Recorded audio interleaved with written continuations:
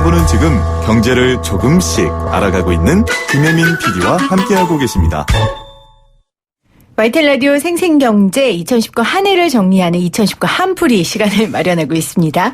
미중 무역 갈등 관련 이야기 하고 있는데 오늘 또 때마침 낭보가 들어려 왔어요.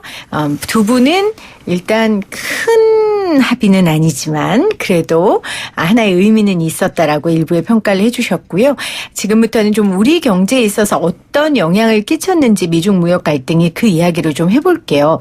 곽 교수님 오늘 뉴스 보니까 이 미중 무역 전쟁의 휴전에 접어들면서 한국의 부도 위험 지표가 최저 기록을 다시 썼다 이렇게 나오고 있습니다. 그 이야기는 무역 전쟁 때문에 우리 오래 고생했다는 얘기잖아요. 그렇죠? 어떤 고생했습니까, 우리?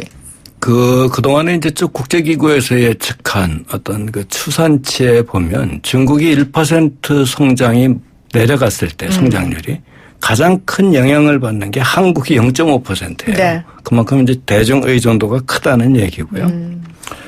그건 이제 일반적인 우리가 보면 그러면 중국에 수출하는 것에 거의 한 80%가 부품하고 소재인데 그 부품 소재 때문에 직접적인 그 제재를 받아서 우리가 수출이 죽게 되고 그래서 위험이 크냐. 그거는 이제 내용 얼마 안 되고요. 실제로 네. 보면 늘어난 것도 있는데 뭐냐면 이게 빅2잖아요. 그러니까 세계 경제의 서방 측의 소위 말해서 성장 엔진은 미국이고 그다음에 이제 동아시아, 아시아 전체의 성장엔 중국이란 말이죠. 그러니까 중국이나 미국이 서로들 싸우면서 불확실성이 커지면 제일 먼저 영향하는 게 금융시장에서의 불확실성 때문에 이제 이 금융시장이 흔들리는 게 첫 번째고 두 번째는 이 불확실성이 커졌을 때 투자가 줄어들어요. 그렇죠. 경제적으로. 바로 이제 이 점이 이제 두 번째인데 그렇게 되면서 결국은 이게 이제 신규 투자가 없어지니까 뭐가 생기냐면 고용이 떨어지고 그렇게 해서 소위 말해서 이제 그 성장률이 낮아지는 그 과정을 겪거든요. 네. 성장률이 낮아진다는 게 뭐냐면 결국은 수입 수요가 줄어든다는 얘기거든요. 이제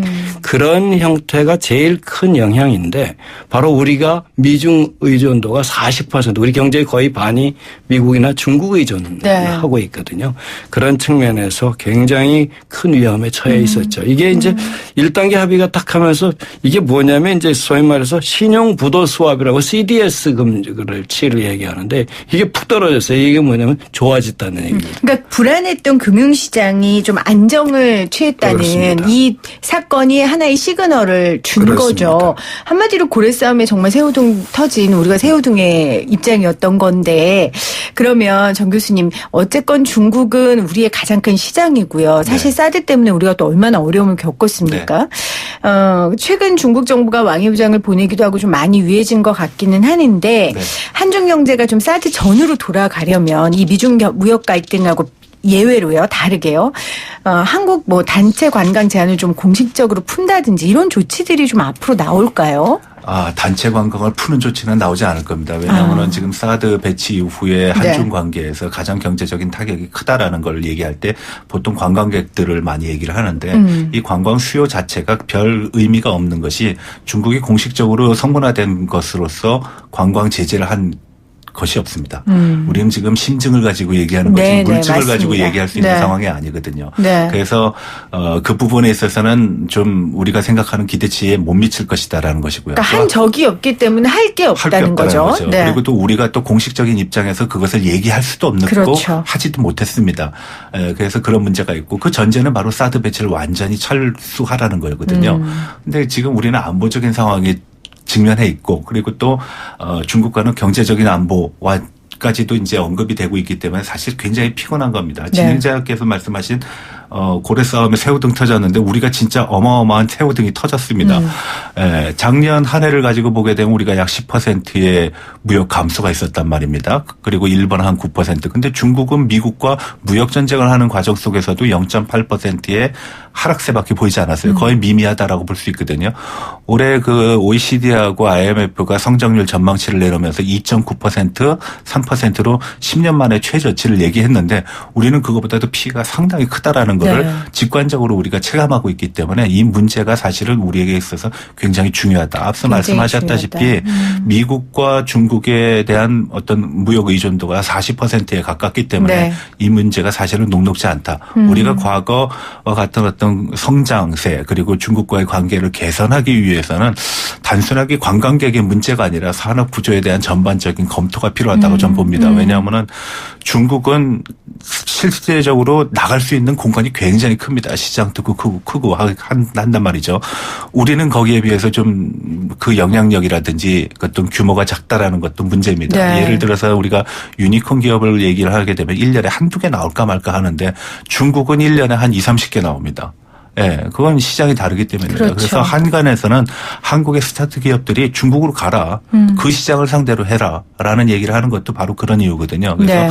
우리가 어떤 산업적인 측면 그리고 기술적인 측면에서의 진보 없이는 한중 관계에 있어서의 어떤 지금까지는 흑자였지만 그 흑자세가 감소되고 심지어는 역전될 가능성이 또 없지 않다라고 네. 말씀드릴 수 있겠습니다. 그러니까 외교전이나 뭐 사드 사건을 뭐 관광 제한을 푸는 뭐 이런 민간 차원에서 푸는 게 아니라 산업 구조 자체를 네. 우리가 다변화해야 된다. 그러면 우리 무역 전문가이신 우리 곽 교수님 지금 이 문제 터졌을 때 이야기 많이 하는 게 우리 그래서 이제 좀 다변화해야 된다. 수출 시장. 또 어떤 사람은 아니 굳이 지금 잘 팔리는 데에 국가에 집중해서 파는데 이걸 꼭 굳이 다변화해야 되냐 이런 사람들도 있거든요. 어떻게 보세요? 다변화는 80년서부터 했고요. 80년대에서부터 한 거다. 이제 해서 지금 이 정도입니까? 수입 다변화 정책은 원래 일본에 너무 그 기계나 부품 같은 것들이 일본 너무 수출에 의존해 의존해서. 놓으니까 수입 다변화 정책은 일본을 대상으로 했었는데 그때부터도 다변화를 했었고요. 근데 이제 수출 시장 다변화는 마켓 사이즈가 얼만큼 구매력이 있는 시장 규모를 갖고 있느냐에 따라서 결정이 돼요. 다변화를 하고 싶다고 해서 하는 게 아니라 살 수 있는 돈이 없는데 무슨 다변화를 합니까? 이제 그런 측면에서 시장 개척의 한계 같은 것이 사실 존재하고요. 그다음에 이제 두 번째는 그러면 뭐 일본의 수출 규제 당하면서 그럼 국산화하자. 라고 얘기죠. 그것도 국산화해서 공급할 수 있는 국내 업체가 존재해야지 이게 국산화를 하든지 공장을 설립하든지 할 텐데 네. 바로 그런 문제가 한계가 있었죠. 그러나 지금 한국 경제가 우리 보통 사람들이 생각하는 것보다 굉장히 큰 경제로 성장을 했어요. 경제 규모가 10위권이고 그다음에 수출 규모나 무역 규모는 7위권을 하니까 이건 한국 경제가 작은 규모만은 아니다. 물론 우리가 G1, 2처럼 미국이나 중국처럼 그렇게 큰 경제는 아니지만 그렇다고 작은 경제는 아니다. 그러니까 이 두 국가 때문에 우리가 막 망하거나 흔들릴 정도는 아니다. 그 정도가 아니죠. 네. 그런데 이제 문제는 뭐냐면 너무 의존이 돼 있어요. 한국에. 의존도가 높다. 그래서 이제 중국의 25%, 미국의 한 15%, 뭐 27, 13, 뭐 보통 이렇게 얘기를 하지만 그렇게 두 군데 국가의 40% 이상을 의존하고 있는 이런 체제를 바꿔야 된다는 얘기지. 그렇다고 해서 뭐 이렇게 다변화가 쉽게 이루어지느냐. 물론 추진을 해야 될 겁니다만 그런 측면에서 조금 한계가 있지 않나 생각이 듭니다. 그와 관련된 정책은 사실 이번 정부를 통해 가지고선 강력히 추동되고 있는 건 사실입니다. 뭐 잘 아시다시피 신북방 정책이라든지 신남방 정책이 그건데요. 과연 그 지역이 우리가 기대하는 치만큼의 수준에 도달할 수 있을까는 별개의 문제입니다. 그렇지만 아무래도 수출 지향적인 어떤 산업 구조를 갖고 있다 그러면은 결국은 뭐 속된 말로 발에 땀 날 정도로 영업을 잘해야 된다는 겁니다. 네. 그래서 뭐 1대1로에도 참석을 해야 되고 그리고 또 뭐 아프리카로도 나가야 되고 또 지금 중남미 얘기 많이 하고 있는데 사실 중남미에서 한국의 흔적을 찾기는 쉽지 않거든요. 그래서 그런 부분에서의 노력이 같이 이루어져야지 좋은 결과가 있지 않을까라고 봅니다. YTN 라디오 생생경제 오늘 미중 무역 갈등에 대한 이야기 하고 있습니다. 이제 좀 정리를 해보겠습니다. 제가 정리하는 마당에 유치한 질문 하나 드립니다. 그래서 우리 미국 깃발 뒤에 서야 되냐, 중국 깃발 뒤에 서야 되냐. 정말 이런 질문하기 싫은데요. 하지만 중요합니다. 사람이 어디에 서느냐가 굉장히 중요하고 왜냐하면 사실 기존에는 FTA 중심으로 미국과 더 연계가 있었는데 이제 최근에 중국이 영내포괄적 경제동반자 협정 같은 것을 내세우면서 굉장히 적극적이란 말이에요. 뭐 박근혜 정부 때는 굉장히 이렇게 친중적이었고 이제 이랬기 때문에 우리가 어떻게 해야 될지 어떻게 해야 돼요? 어디 서야 돼요, 교수님? 곽 교수님. 이게 이제 우리가 보통 안미경중이라는 표현을 썼잖아요. 안미경중. 안보는 미국에, 그다음에 경제는 중국에. 네. 근데 이제 그것이 지금 깨지는 상황이 왔단 말이죠. 왜냐하면 중국에서도 사드 배치를 하지 않으면 뭐 우리와의 관계 회복은 뭐 기대하지 말라 해서 이번 왕이 부장했던 것도 사드 얘기를 했었고. 네. 그렇다면 중국이 그러면 한국이 원하는 만큼의 큰 시장을 계속 내줄 것이냐 하는 문제죠. 특히 지금 이제 한국 경제 수출의 20%가 반도체에서 나오는데 그럼 반도체는 중국이 엄청나게 빠른 속도로 지금 거의 1조 달러를 들어가서 지금 하고 있단 말이죠. 네. 그렇다면 반도체 웬만큼만한 수준은 중국에서도 자체 공급을 할 것이고 특별히 이제 우리가 잘하는 몇 가지가 있어요. 그런 거를 제외하면 수출 시장이 그만큼 줄어들 텐데 그렇다고 중국이 그렇게 의존할 만한 시장이냐. 그거는 앞으로 조금 어려울 것 같아서 아까 조금 전에 얘기하셨다시피 신남방 정책이라는 게 동남아시아하고 인도 포함한 네. 벽이고 신북방이라는 게 러시아인데 이렇게 해서 시장 다변화와 함께 중국 의존을 줄여나가는 것. 요것만이 이제 앞으로 우리가 나갈 것이 아니냐. 네. 그렇게 되다 보면 안보에 대해서 위협 같은 거를 해서 중국 경제가 무서워서 안보 사드 같은 것도 그런 거 아닙니까? 어차피 우리가 미국하고 안보 동맹을 했을 때 경제가 두렵지 않다면 우리가 굳이 이걸 숨기고 그럴 필요는 없단 말이죠. 네.